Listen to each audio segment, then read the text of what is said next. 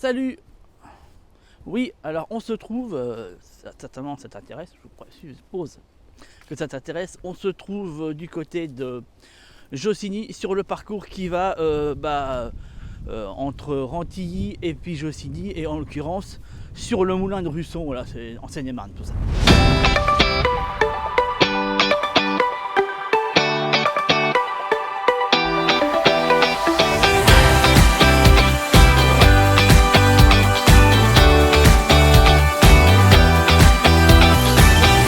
Que j'aime bien de temps en temps venir quand j'ai quelques instants et que je me trouve en région parisienne parce que je trouve que c'est un lieu naturel assez sympa et que j'ai beaucoup fréquenté quand je faisais des sorties nature avec les familles où j'emmenais les gens autour de ça où on faisait des reconnaissances botaniques et puis aussi essentiellement au niveau, t'as des petites mares tout autour, bon je sais pas si ça, c'est pas le sujet de la vidéo mais bon, et donc je faisais du repérage au niveau, il y a pas mal de tritons, il y a des grenouilles, surtout de la grenouille agile, la rousse.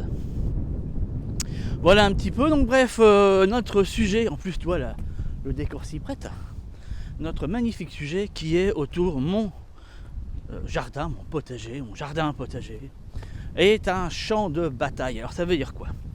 Ça veut dire que on peut être amené souvent à vouloir lutter pour essayer de contrer ce qu'on appelle le coup du sort, tu sais, le truc qui nous dit qu'à un moment donné, on n'a pas de chance parce que ceci arrive, cela arrive. Alors ça veut dire que, par exemple, voilà, tu commences à vouloir mettre des légumes en terre et puis tu te rends compte qu'il y a une maladie qui se met dessus ou qui, attends, change de main, ça me saoule. Non, ouais, j'ai pas de... Tu sais, les appareils là qu'ils utilisent aujourd'hui, là, ça s'appelle des stabilisateurs. Faut que j'investisse là-dedans quand je fais ça parce qu'au moins...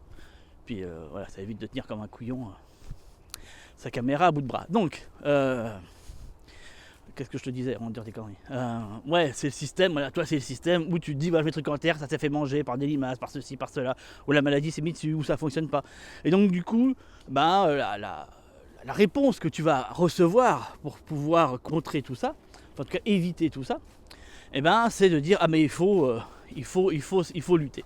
Et du coup, ton potager, ton jardin devient un espèce de champ de bataille dans laquelle, si tu veux, ton adversaire, voilà, tu vois, c'est ce que j'ai là.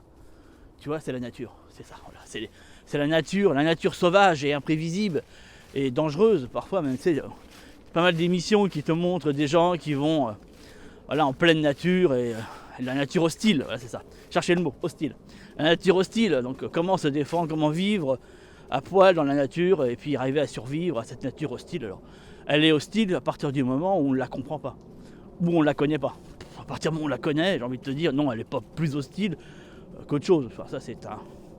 Mais effectivement, quand on ne la connaît pas ou qu'on ne sait pas trop, tu vois, quand on regarde comme ça autour de moi, on se dit, voilà, tu vois, je serais, bon, quoi que pour la saison, si je suis à poil, ça serait quand même un peu complexe. Mais voilà, tu vois, j'ai rien, comment je fais pour me nourrir là-dedans, il n'y a rien, quoi, il n'y a pas de quoi se nourrir.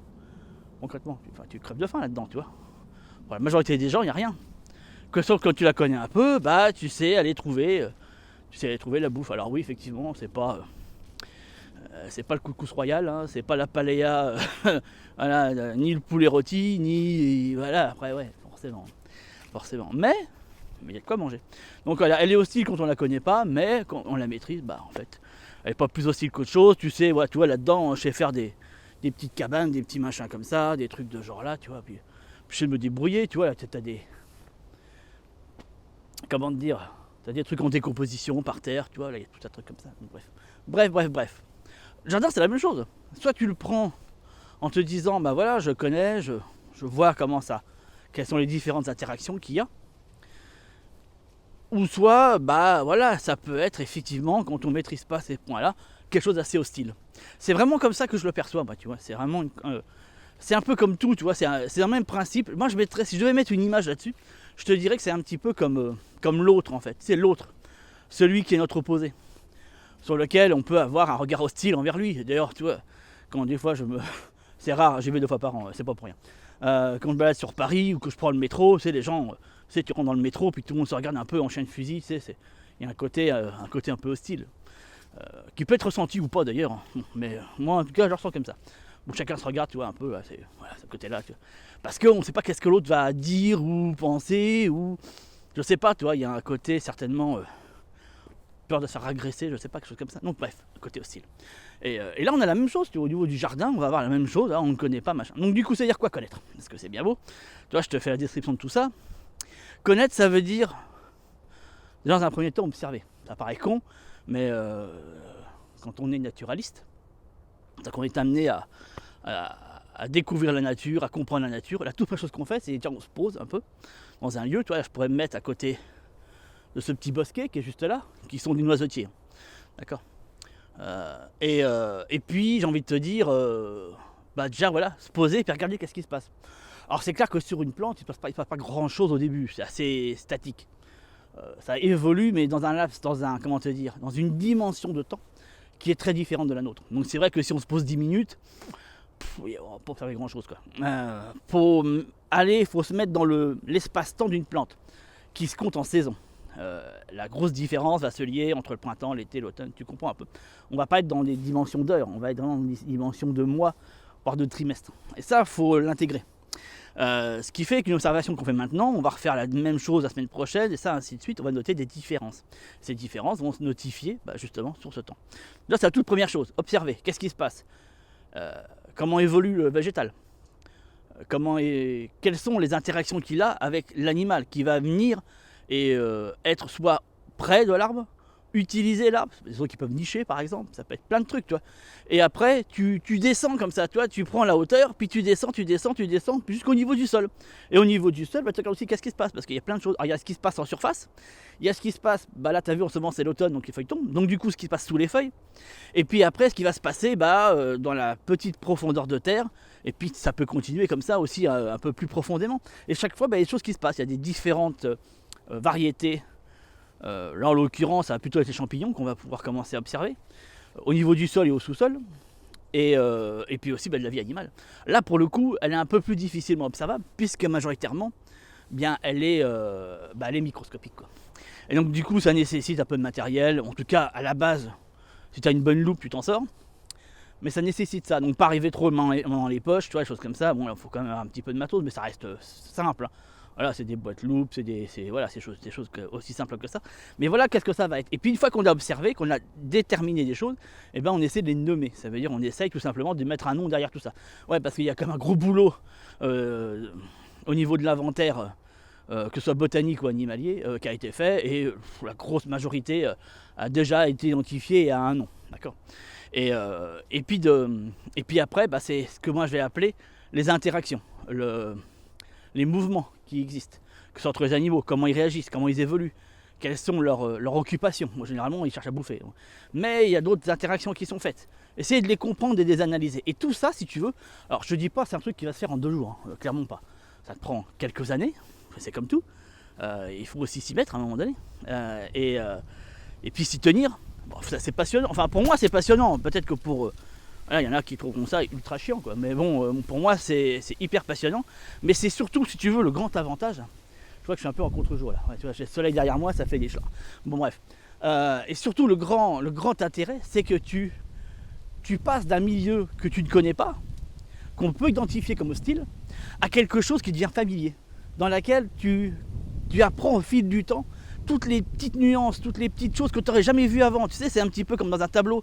Quand tu vas voir un tableau, tu vois le tableau dans sa globalité, en t'éloignant, puis plus tu te rapproches, plus tu vois des détails. Puis des fois, selon l'angle que tu vas prendre, il y a des éléments qui vont apparaître, qui ne seraient certainement pas vus. Puis quand tu y retournes plusieurs fois le voir, c'est très, très flagrant sur des tableaux impressionnistes comme Van Gogh, Monet, etc. Tu observes des choses que tu n'avais jamais vues la première fois, ni même la deuxième fois. Tu comprends, voilà, c'est ça en fait l'histoire. Et là, au niveau de ton terrain, c'est la même chose en fait. Tu vas observer au fil du temps plein de petites nuances, plein de petites couches comme ça qui t'étaient totalement... que tu n'avais jamais pu voir, quoi. Et c'est ça qui regarde. J'ai un héron là. Je pense qu'on le voit, il est en train de... Ah, il est juste là. Logiquement, je sais pas. Le problème, c'est que le morceau de... Bon, je verrai bien au niveau de mes rushs, si on l'a vu. Il y a plein d'oiseaux ici, il y en a, surtout de la bergeronnette. C'est tout ça qui est ici, mais pas que. Pas que, tu as encore des noisetiers qui sont là. Donc bref, voilà, ça te permet en tout cas de mieux connaître la chose. Et donc du coup, tu passes d'un environnement hostile. Tiens, tu vois, j'ai un jet des chaînes là, qui vient de passer.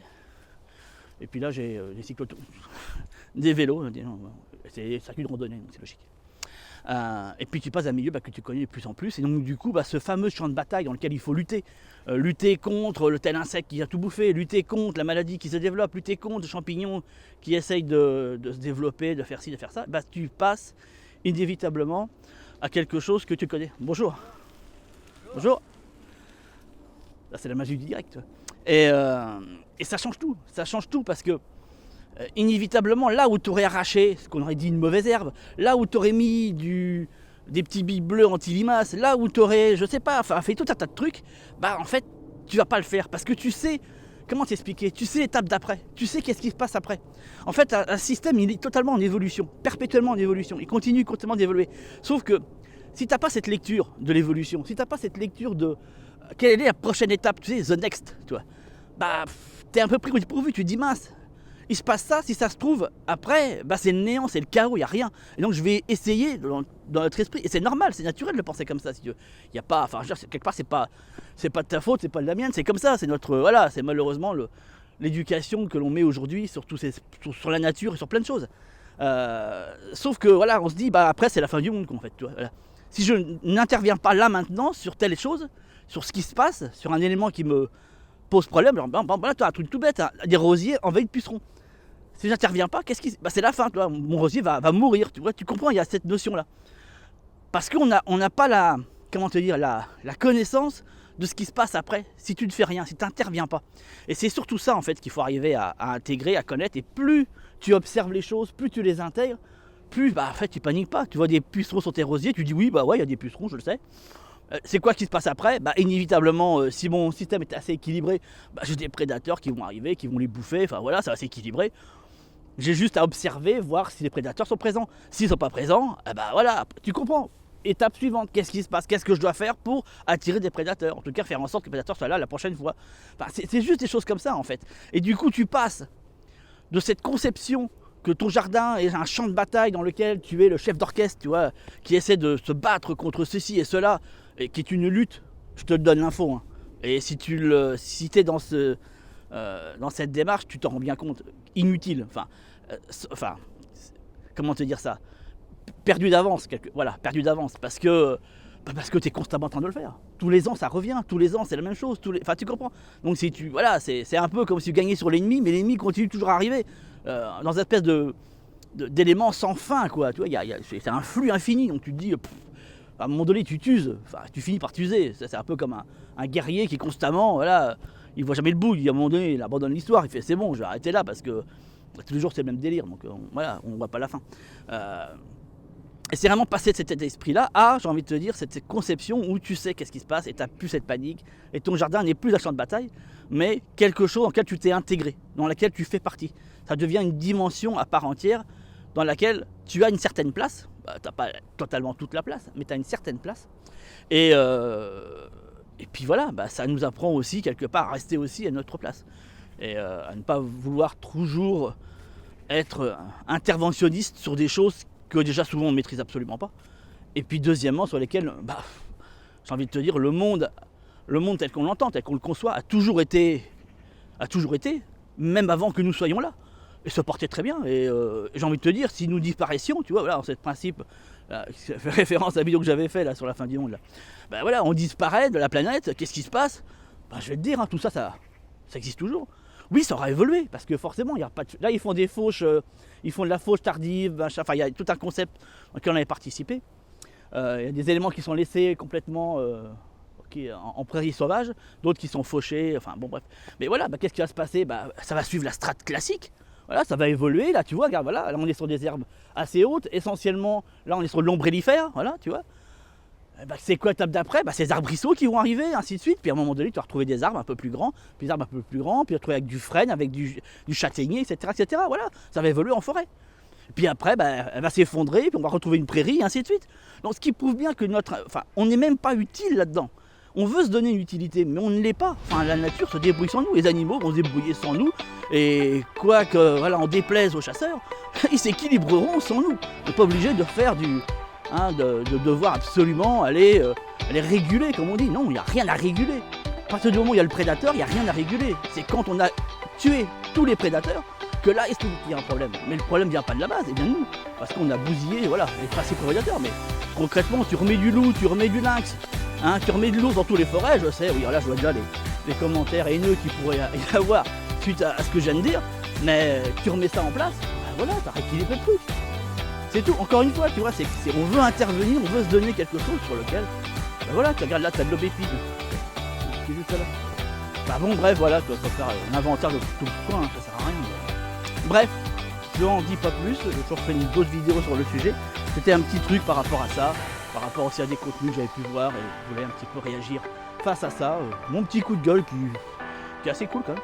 C'est pas un truc, fais chier, non, ok.